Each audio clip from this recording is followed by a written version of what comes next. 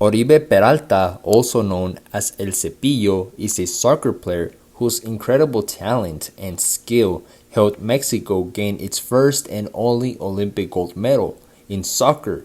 Oribe Peralta's story is a story of how discipline, focus, and determination can shape you and help you pursue your dreams. Oribe Peralta, to me, is special because he is a soccer player who shined in my favorite soccer team when I was little, that team being Santos Laguna. So let's get right into his story.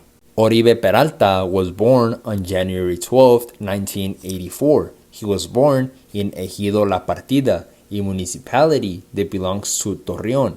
There he grew up in Ejido La Partida.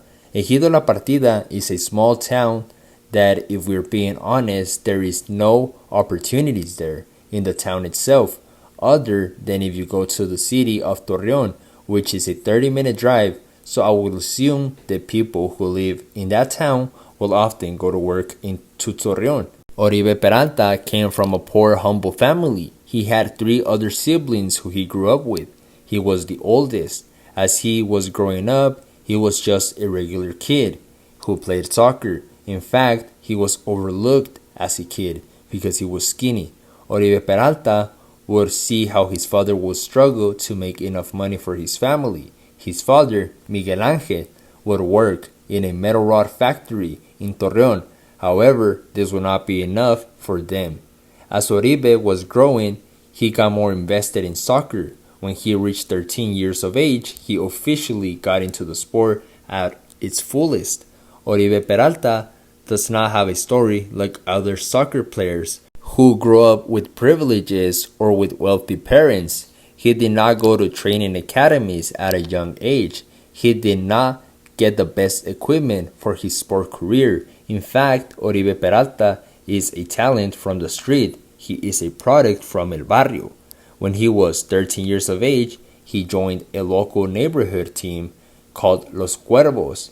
There, he would have a good year where he would show off his skills in a local tournament and prove that he was a very talented kid. When he turned 14, he started playing for the team of the town of La Partida. In that team, they would play in regional tournaments. However, Oribe Peralta was still very young and his body was not as strong as others. We are talking about a 14-year-old kid playing tournaments against people who are over the age of 18 sometimes, even 25 at occasions. He had a good year that time. However, he suffered a big injury that almost ended his soccer career before it fully began. He suffered a broken tibia and fibula at around the age of 14 or 15. He had to take a full year off and take rest. In the time that he was off, he offered his father to quit playing the sport and dedicate himself to get a job so he could support his dad and the family with an extra income. His father declined and decided to help him even more because he saw that his kid had a bright future. After his recovery, he started training more professionally, thanks to the help of his dad, who helped them get more opportunities. Oribe went to Lerdo, Durango, where he joined Synergy Center of Football, also known as Cecifoot. There, in Cecifoot, they helped him polish his skills and helped him become a better player, as well as finding opportunities for teams. He trained and trained. After a couple of years of training, he finally got his breakthrough. On February 22nd, 2013, he debuted with Monarcas de Morelia. He came in as a substitute against the team Club America. He then started jumping from Mexican clubs. In 2003, he joined Club León, and in 2004, he joined Club Monterrey. He stayed in Monterrey until 2006.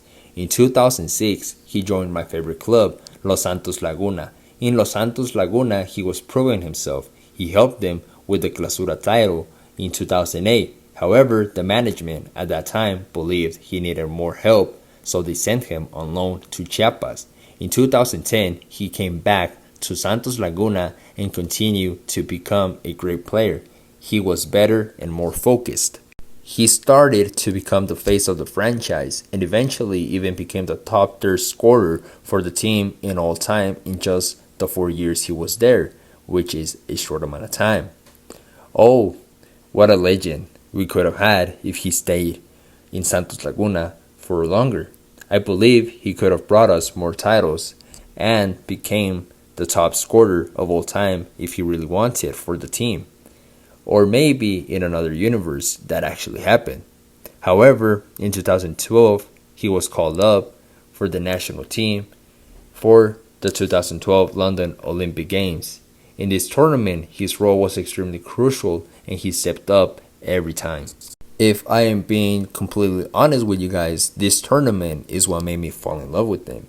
He played his role for the team, but most importantly, he showed up when it mattered the most. And when it truly mattered the most, he showed up and had an amazing game in the final for the gold Olympic medal against Brazil. In that final, he faced a strong Brazilian team who had the forces of Neymar, Hulk, Thiago Silva, Marcelo, and even Oscar. However, that was not enough to beat Mexico that day, who ended up winning 2-1. The 2 goals that were scored for Mexico were scored by Oribe Peralta, who single-handedly gave Mexico the victory that day. That year, he also won another Clausura title with his team, Santos Lagunas. He was reaching heights in his career. However, he would not stop from there. In 2013, he held Mexico once again and helped them get into the 2014 World Cup. After they were having a rough time in the qualifications, Mexico faced New Zealand in a 2-leg game where they would decide who would go to the World Cup. He showed up once again and beat them in a 9-3 score overall. In those 9 goals, he scored 5 of them in those 2-legged games.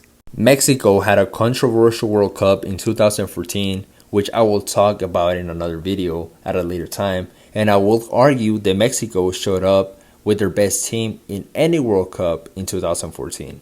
In 2014, he got bopped by America. In America, his career reached even bigger heights. He won 5 titles in America and proved himself. He stayed there for 5 years. He had a successful run with the team. However, in 2019, he would join the enemy team of America. He joined Chivas. In Chivas, he had his worst performance and decline in his career. In that team, he had training issues. He struggled with his fitness and did not have enough playing time with the squad. He was not doing good in general. He stayed there for 2 years only, and in those 2 years, he only scored 2 goals. He started to decline bad, and his age started to show. He later retired in Chivas on January 12, 2022, on his birthday, at the age of 38. He had a successful career in Mexico and with the national team as well. And as of now, Oribe Peralta focuses on motivational speaking and helping people find success and helping find themselves. He has even released an autobiography called Mi Once Ideal. Oribe showed his talents and discipline and did not let the hardships of life bring him down. And when he saw that the struggle was real, he did not try to play make-believe and consider stopping his dreams in order to help with life. However, Oribe had great role models and people around him who believed in him, but most importantly, he believed in himself. Oribe Peralta is a great role model to follow, and I'm happy that he gives motivational speeches. And hopefully he targets the younger audience, since I believe the younger generation of Mexico is in shambles. And at the moment, they're desperate for good role models like Oribe Peralta.